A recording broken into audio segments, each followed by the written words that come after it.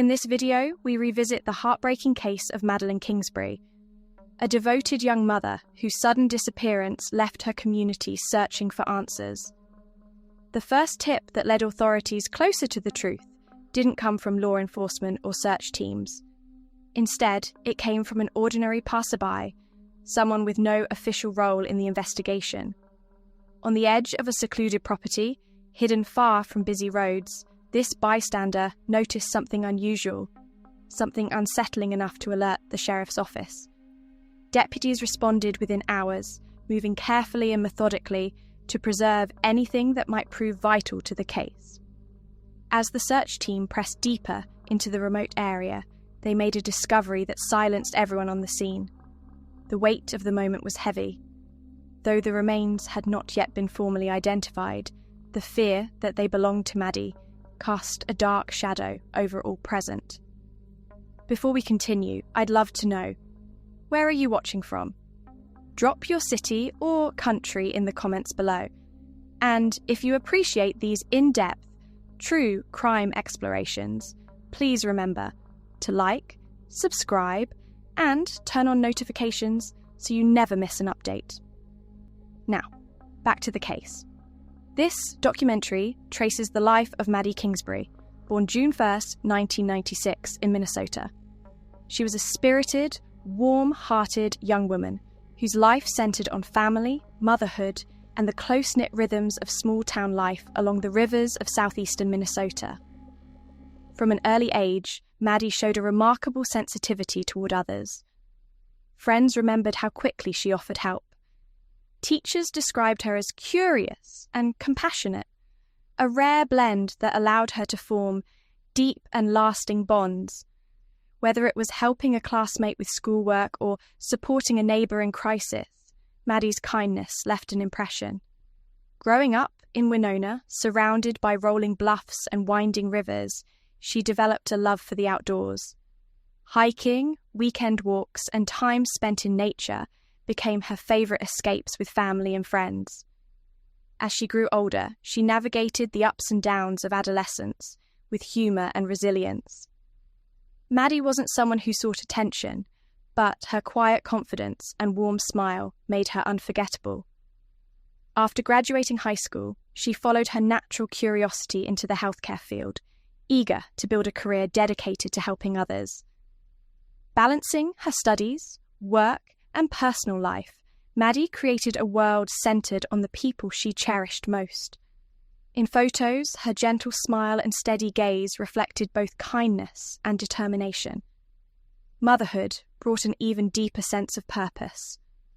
In her mid-20s, Maddie was raising 2 young children, structuring her days around their needs, preparing breakfast, packing lunches, and filling weekends with errands, park visits, and bedtime stories. Even in the whirlwind of parenting, she carved out small joys for herself and worked to maintain a sense of balance.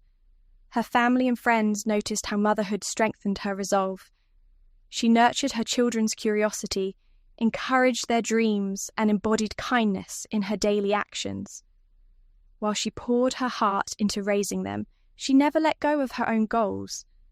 Maddie often spoke about advancing her career, seeking further training and taking on challenges that could provide more opportunities for her family. But it wasn't always easy living in a little city like Winona. Maddie had her share of heartaches and hardships, but she hardly ever talked about them in public. She sometimes felt overburdened by the demands of juggling career, parenthood, and personal goals. Even so, she maintained her sense of reality and clung to the fantasies and love that had molded her universe. Maddie Kingsbury's day started off as an apparently typical Friday morning in late March and progressed with the efficient rhythm that defined a lot of her life. She got up early, packed her kids' things for creche, and sent lighthearted messages to pals about what they were doing during the weekend. After dropping off her children, she had to go to work. The people closest to her, however, started to feel uneasy as the middle of the day drew near. Maddie would typically text to check in, perhaps sending a brief note reminding her of an impending appointment or the time of the pickup. But her phone went dead on this specific day. As the hours passed, worried relatives attempted to call, but her phone either didn't ring at all or went straight to voicemail. Routines that had previously been reassuring and predictable abruptly took on a gloomy hue in a couple of seconds. There was a problem. The sudden cessation of the spirited banter that they frequently enjoyed was observed by friends who had been in regular communication.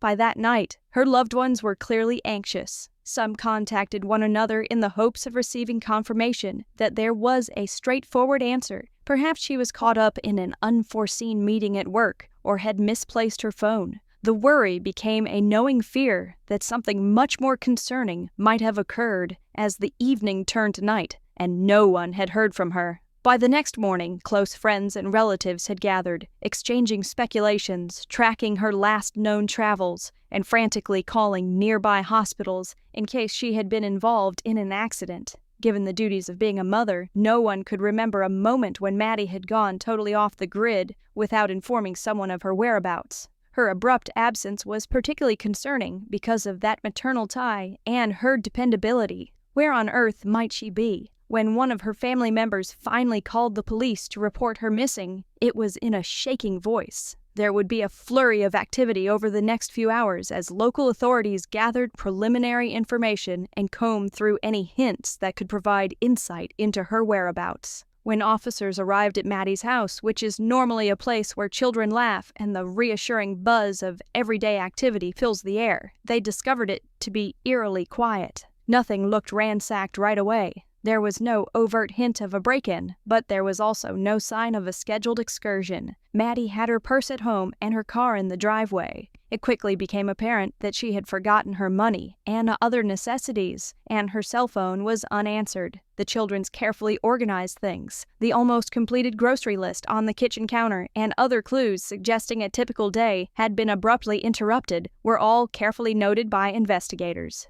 In a day or two, Winona started to hear of Maddie's disappearance. The idea that a lively young mother could disappear without cause was particularly upsetting to the neighborhood, despite the fact that life's challenges were nothing new to them. Posts on social media helped spread the information, asking everyone to watch for her presence in the city or nearby rural areas. Concerned residents created leaflets with her picture on them and posted them on neighborhood bulletin boards, petrol stations, and local businesses.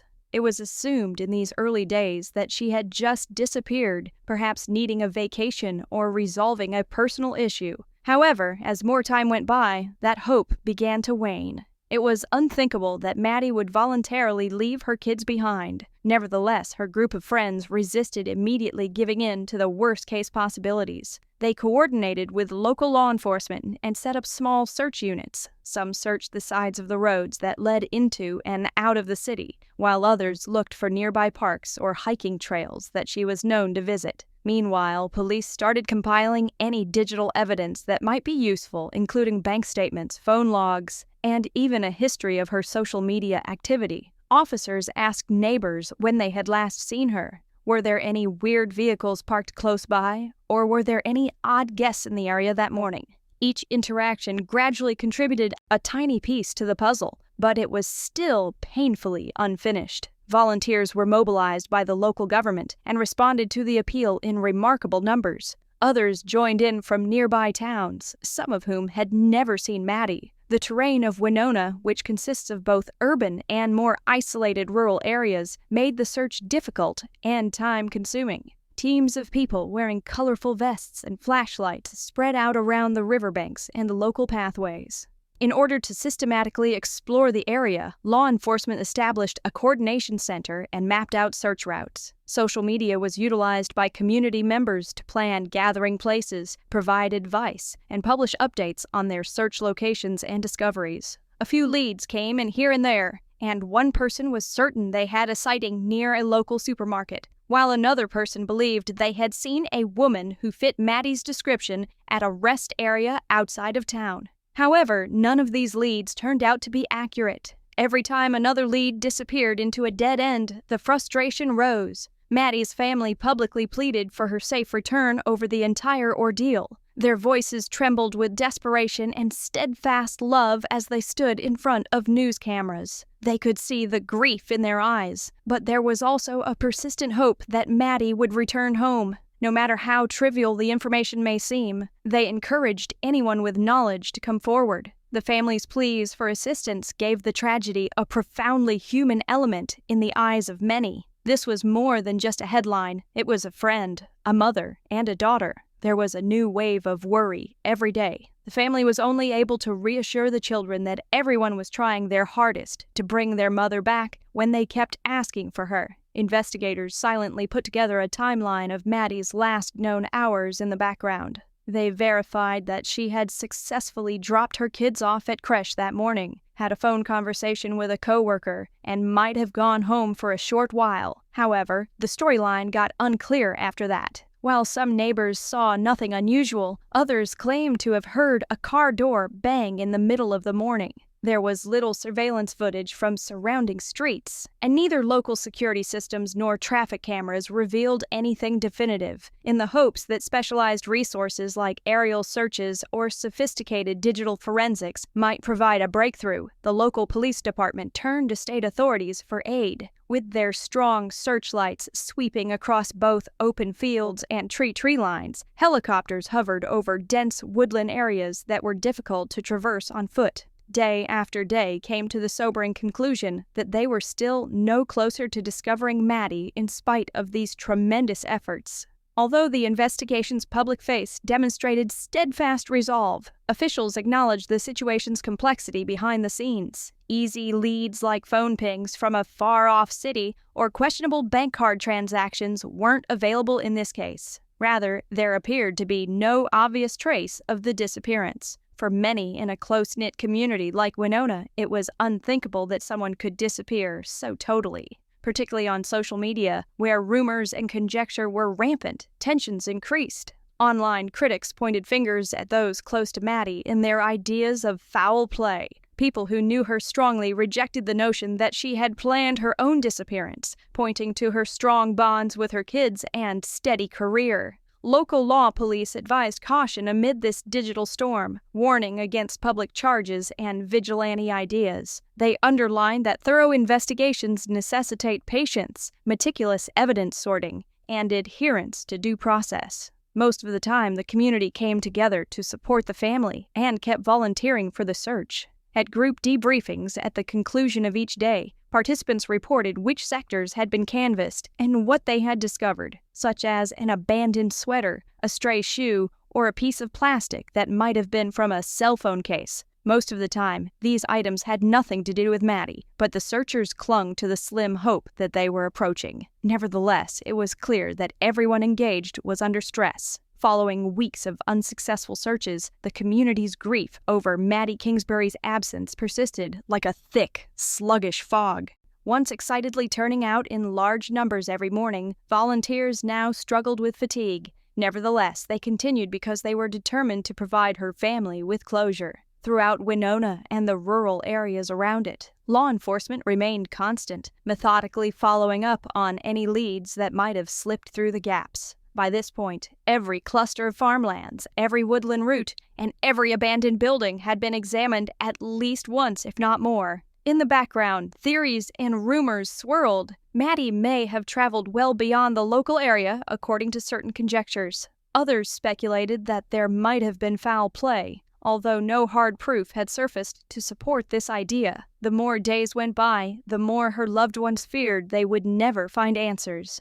But in just a few weeks, a discovery was made in a location that many people had only briefly looked at, a peaceful area of Fillmore County, with thick forests and meandering back roads. The site served as a somber reminder to the responding investigators of how readily a life may be concealed from view. A bystander who wasn't even a member of a formal search team, but had gone off the usual route for private reasons, had initially alerted local police. The individual spotted something eerie close to the boundary of a remote property. They initially wrote it off as the product of animal activity or storm runoff. However, a persistent gut feeling forced them to take a deeper look. They quickly called the local sheriff's office, realizing that this might be pertinent to Maddie's case, or possibly the case of another missing person. In a matter of hours, uniformed deputies and crime scene experts arrived, establishing a broad perimeter to protect any possible evidence. The setting itself was not expansive, but the dense canopy created a constant dusk. The beep of forensic equipment, the occasional chirp of wildlife startled by the human intrusion, and the hushed talks of law enforcement personnel were the only sounds to break the silence of the forest. Initially, it was unclear whose bones may be present, but a somber atmosphere pervaded the searches, as if they were all preparing for what they would discover.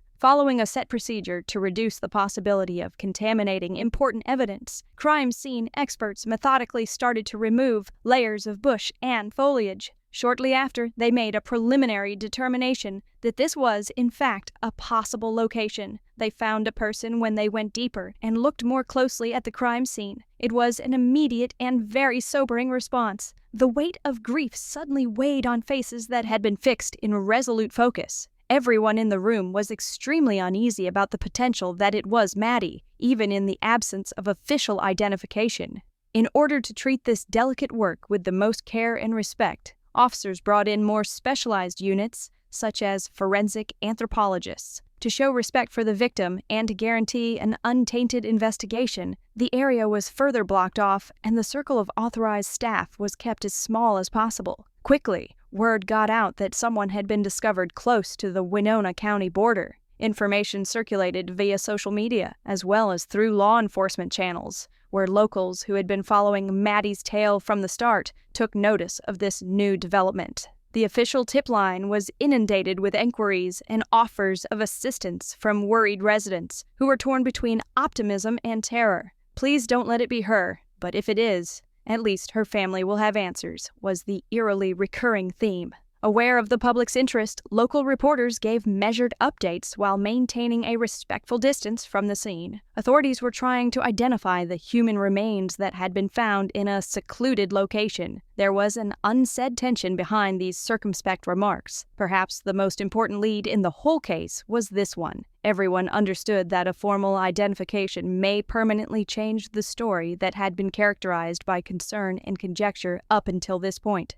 Under the canopy's dappled light, forensic teams worked methodically. Everything in the local area was photographed, recorded, and gathered, including clothing items that might have survived the weather, pieces of personal belongings, and even soil samples for additional examination. After being labeled with exact location information and placed in a sealed container, each artifact was submitted for testing in a lab. In sharp contrast to the hectic searches of the preceding weeks, the procedure was methodical and slow. Investigators were aware that even one mistake may compromise the case's integrity. They were also aware that the family was waiting anxiously for a definitive affirmation or rejection, hovering on the brink of doubt. Even though the majority of people would only witness a few short news clips that summarized these procedures, everyone who set foot on that area of the earth that was blocked off sensed the seriousness of the situation. The material was carefully taken to the medical examiner's office for a comprehensive identification procedure once sufficient evidence had been gathered at the site. Consultations were held with experts in forensic odontology and forensic pathology. The victim's identity would finally be ascertained as possible through the use of dental records, DNA samples, and other biographical indicators. Tension grew in Winona and beyond during the days it took to conduct these tests. At neighborhood diners, people congregated in small groups and discussed the discovery in whispered tones, privately bracing themselves for the most likely scenario. Family members, close friends, and community volunteers who had poured their hearts into the search attempted to remain calm. A weeks-long optimism that Maddie might still be alive somewhere was tragically dashed if this proof was hers. The town would still be in the dark about her destiny and would be forced to face an almost equally agonizing end if the proof turned out to belong to someone else. Law enforcement avoided conjecture by making moderate statements throughout this time. Although a discovery had been made, they informed the community that formal identification was still waiting. Their quiet prudence was a powerful statement. Few people thought they would take such drastic measures if there weren't compelling evidence linking them to Maddie. The people stayed respectfully away from the location and avoided flooding social media with unsubstantiated reports at the family's request. However, it was impossible to completely stop the talk. Theories regarding who would have put Maddie in such a remote location were discussed in certain web forums. Others questioned why the evidence was only found weeks after she vanished, or how exhaustive the initial search of that area had been. As is common in high-profile missing person cases, conspiracy theories grew, but local law officials repeatedly begged everyone to allow the investigation to proceed without intervention. The medical examiner's office issued a preliminary identification a little more than a week after the remains were found, and it was confirmed to be Maddie Kingsbury. One tragic reality had now come to light, even though more forensic investigations were required to ascertain how she passed away and whether any more evidence could be found at the murder site. Winona would not be receiving the absent mother whose face had come to represent sorrow. A wave of grief and grudging acceptance swept through the city as word of the announcement spread. The effect of reality was felt by those who had firmly assumed that she would return safely. While they struggled to understand the depth of this loss, friends and family sent both public and private condolence letters, highlighting the positive parts of Maddie's life, her warmth, her loyalty, and her bright future. The police chief expressed the sentiments that had been present in the force since the beginning of the investigation while standing somberly front of a podium during an official press conference. He said that while confirming Maddie's identification provided some closure to one urgent concern, it also sparked a renewed resolve to find out the truth. Citing the current investigation and the respect due Maddie's family, the chief declined to provide specifics regarding the cause of death.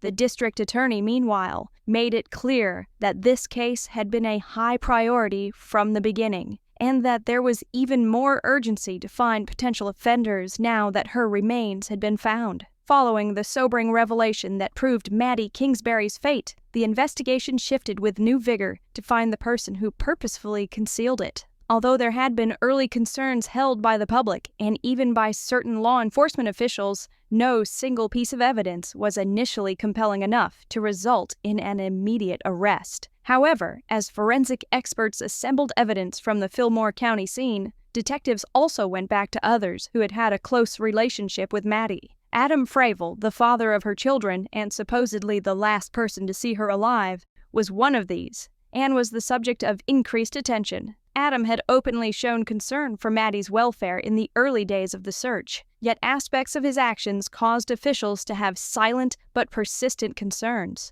While some neighbors remembered his erratic comments regarding the day she vanished, others observed a tenseness in his manner that appeared more guarded than merely distraught. Nevertheless, knowing that a suspicion or a hunch was not the same as proof, law enforcement held off on making any snap decisions. However, after identifying Maddie's remains, police were granted warrants to gather extensive digital information from email exchanges to phone conversation records, as well as to perform a detailed forensic analysis of the shared home and any cars connected to him.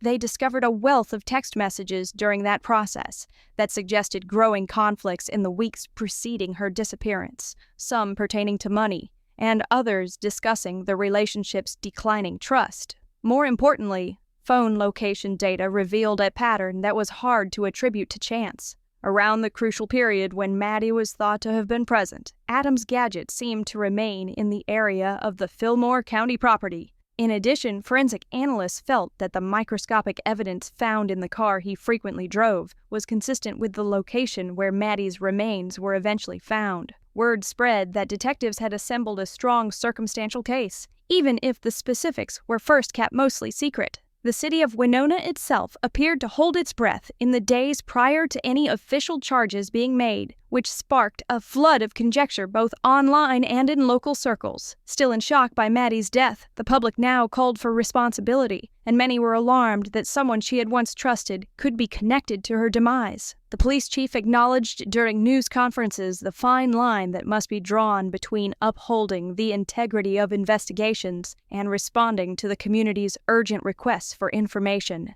The moment that many had been waiting for finally arrived when Adam Fravel was arrested shortly after being formally designated a person of interest by law enforcement. When officers took him away in handcuffs, a hush fell over the city, a dramatic sight that validated the suspicions that had been building for weeks. Because of the evidence they possessed at the time, officials officially charged him with second-degree murder. In a well-crafted statement, the district attorney stated that the charge might be increased based on the outcome of forensic investigations and further testimonies. Adam had the same face of muted apprehension he had worn from the start when he appeared in. That's it for today. If you found it thought-provoking, be sure to like, subscribe, and hit the bell to stay updated.